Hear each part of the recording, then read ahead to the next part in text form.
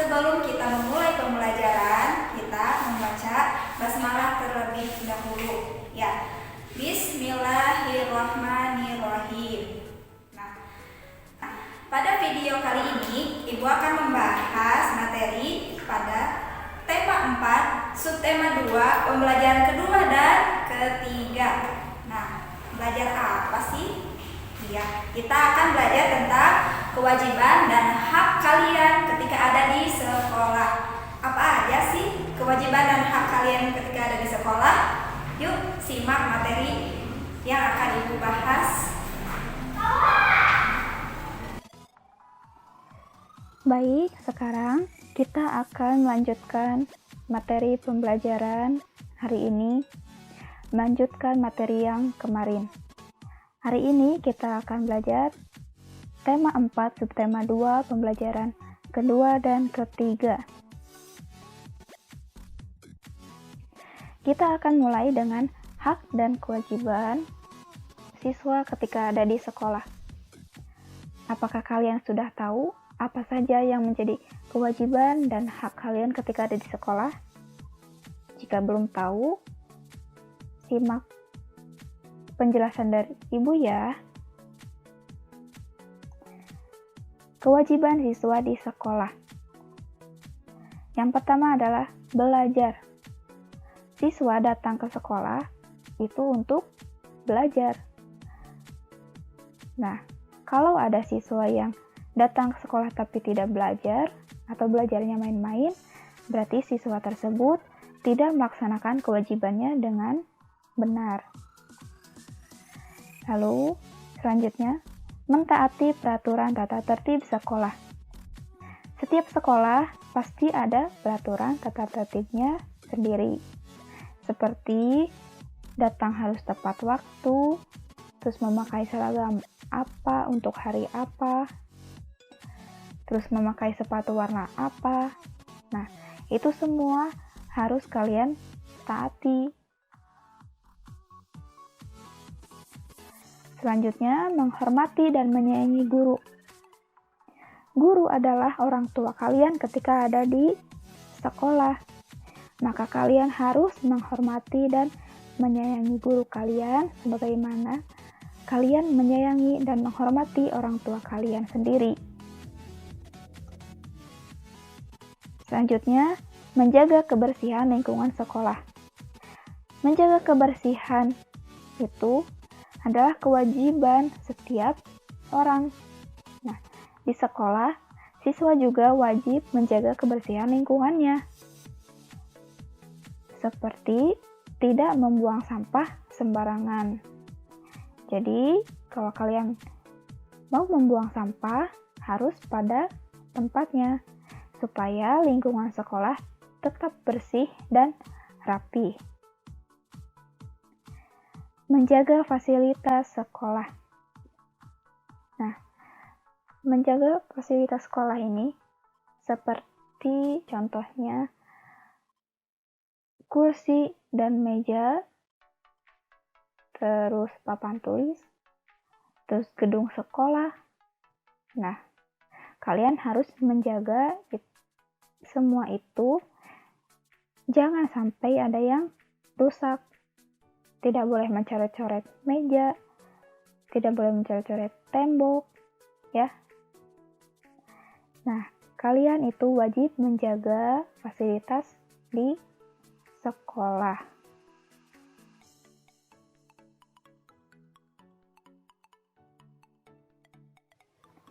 Hak siswa di sekolah. Yang pertama adalah mendapatkan kasih sayang dari guru. Ya, siswa di sekolah itu berhak mendapatkan kasih sayang dari gurunya.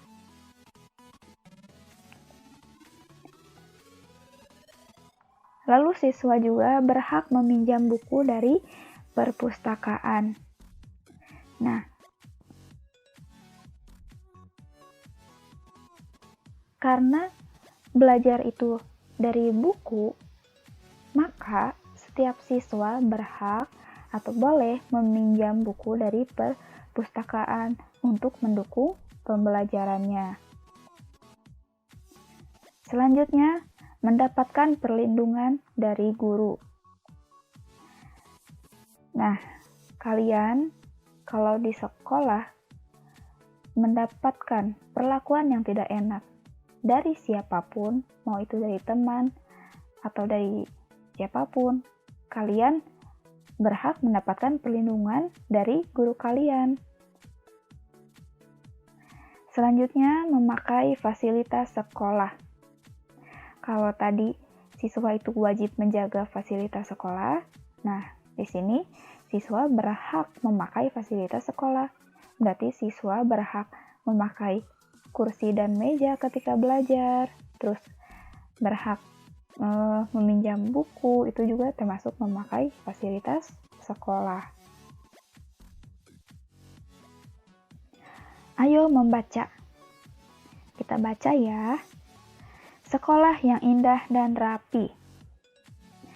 Setiap siswa wajib menjaga sekolahnya agar indah dan rapi. Di dalamnya ada banyak pohon yang terawat. Pohon-pohon membuat udara segar dan sejuk. Sekolah yang indah dan rapi membuat siswa semangat belajar. Akan tetapi, banyak sekolah yang belum indah dan rapi. Semua siswa harus bekerja sama agar sekolahnya indah dan rapi. Pohon-pohon yang ada harus dirawat bersama. Siswa harus dapat membuat taman kelas. Kelas juga harus bersih dan rapi. Meja guru harus tertata rapi. Papan tulis harus selalu bersih. Kursi-kursi dan meja juga tidak boleh ada coretan. Nah, dalam bacaan ini ada kalimat yang menunjukkan masalah, juga ada kalimat yang merupakan penyelesaian suatu masalah. Yang mana sih kalimat yang menunjukkan Yang mana sih kalimat yang menunjukkan suatu masalah? Coba, ada di paragraf berapa? 1 atau 2? Iya, betul, ada di paragraf yang kedua. Yang mana? Nah, ini. Akan tetapi, banyak sekolah yang belum indah dan rapi. Masalahnya apa? Masalahnya, banyak sekolah yang belum indah dan rapi. Nah, karena ini suatu masalah, berarti harus ada penyelesaian masalahnya. Yang mana kalimat yang menunjukkan penyelesaian masalahnya? Ini, yang selanjutnya.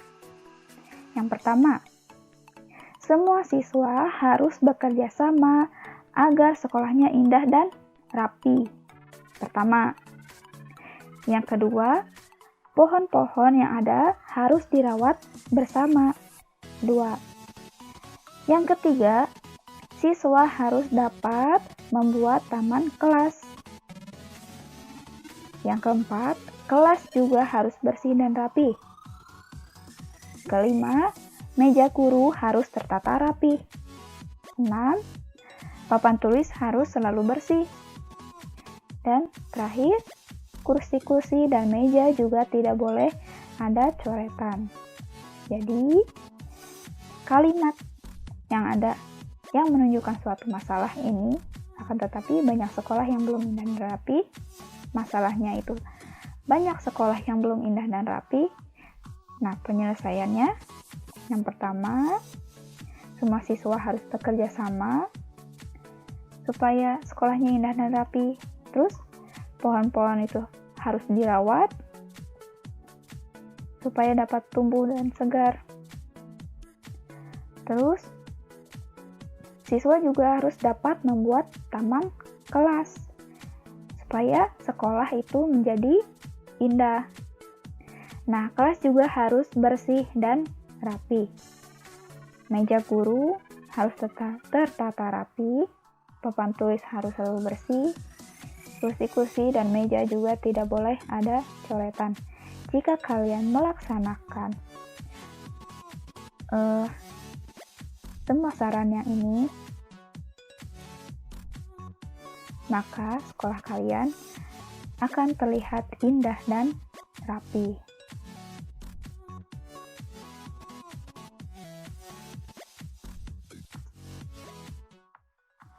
Baik, sekarang tugas isi jawabannya di buku tulis kalian.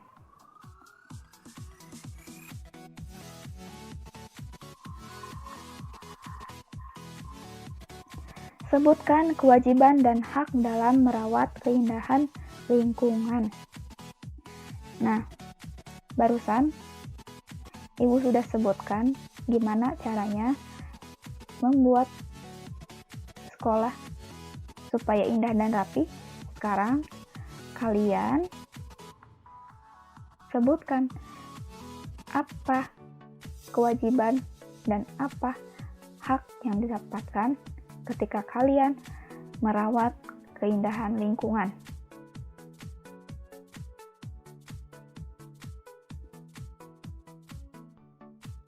Tulis tabelnya seperti ini ya.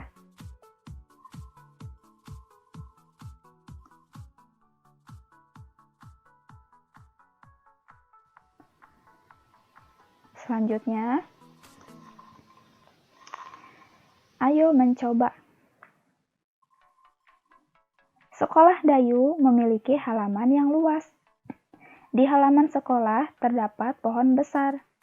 Setiap hari daunnya berguguran. Penjaga sekolah menyapunya setiap pagi.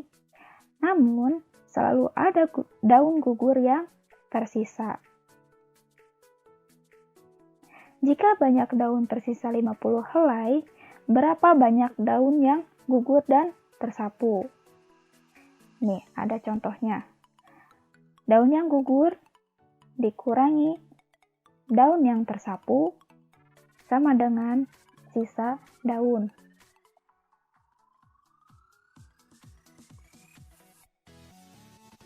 Di sini diketahui sisa daun 50 helai.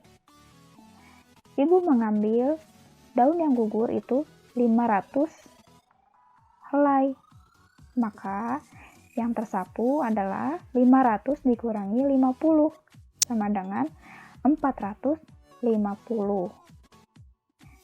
Maka 500 dikurangi 450 hasilnya 50. Ya, sekarang kalian latihan, tulis lagi jawabannya di buku tulis kalian. Caranya sama seperti yang kemarin sudah Ibu jelaskan. Ini menghitung kemungkinan ya.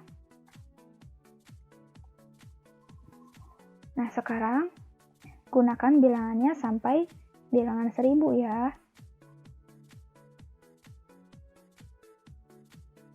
Ya, sisa daun semuanya ada 90. Ada 5 soal ya, buat 5 kemungkinannya.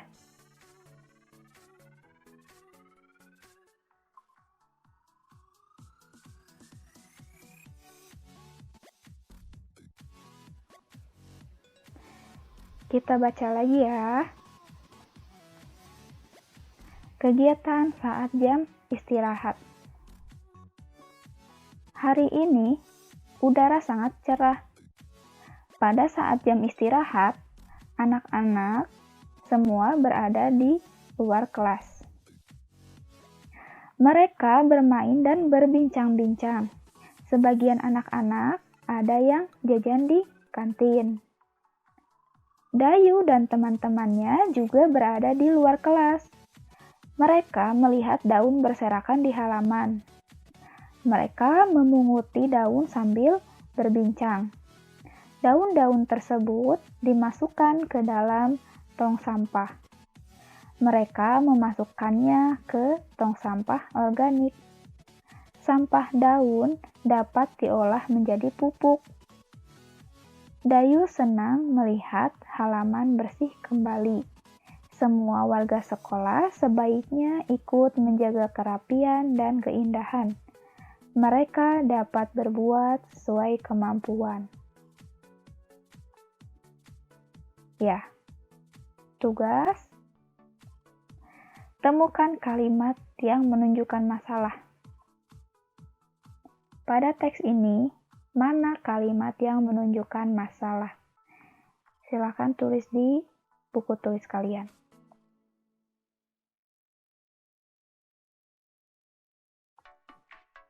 Lalu, temukan juga kalimat yang menunjukkan penyelesaian masalah. Tulis juga kalimat yang menunjukkan penyelesaian masalah itu ya.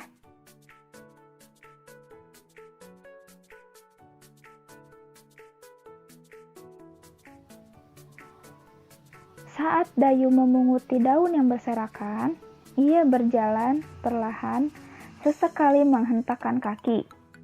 Ia bergerak ke samping kanan dan ke kiri. Ia juga bergerak maju dan mundur. Gerakan Dayu seperti sedang menari. Kalian juga bisa menari mengikuti Dayu dengan gerakan yang telah kalian pelajari kemarin. Nah, kalian masih ingat kan gerakan kaki yang kemarin sudah diperagakan? Nah, sekarang kalian bisa memperagakan kembali gerakan itu. Boleh juga kalian menambahkan gerakan yang kalian inginkan, tapi sekarang diiringi dengan lagu daerahmu.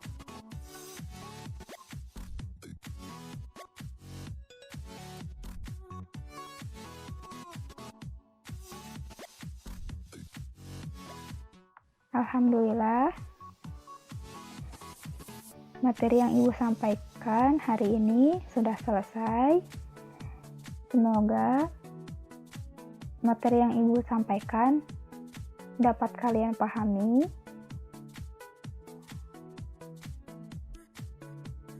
Sampai ketemu lagi di video yang selanjutnya ya.